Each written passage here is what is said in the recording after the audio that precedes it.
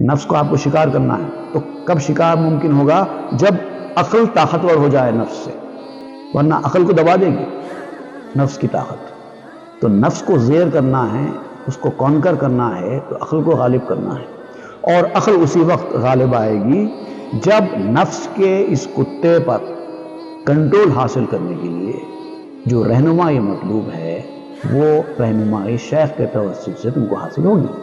اب مسئلہ یہاں پر کیا ہے دنیا میں؟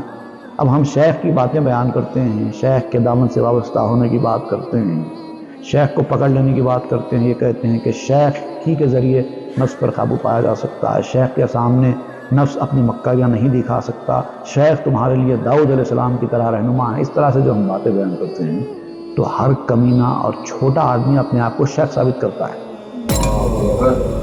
اور جو تمیز نہیں کر پاتا اصلی شیخ میں اور مکار اور جھوٹے شیخ میں، وہ اس کے جال میں جا کے پھنس جاتا ہے۔ شیخ کا انتخاب کرنے سے پہلے ہر آدمی کے لیے لازم ہے کہ وہ شیخ کی کوالٹیز کا مطالعہ کریں۔ بزرگان دین نے شیخ کے جو اوصاف اور شرائط بیان کیے ہیں پہلے وہ جانیں، اس کے بعد شیخ کا انتخاب کریں۔ یہ کوئی بچوں کا کھیل نہیں ہے، اٹھے اور گئے کسی کو بھی اپنا شیخ بنا لیا۔ خبردار، ہر ایسے دعوے دار کو شیخ یا پیر مت سمجھو، مت بناؤ۔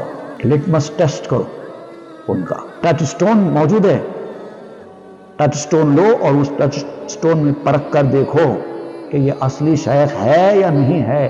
ہے تو اس کو پکڑو اور چھوڑو، نہیں تو اس کو چھوڑ دو۔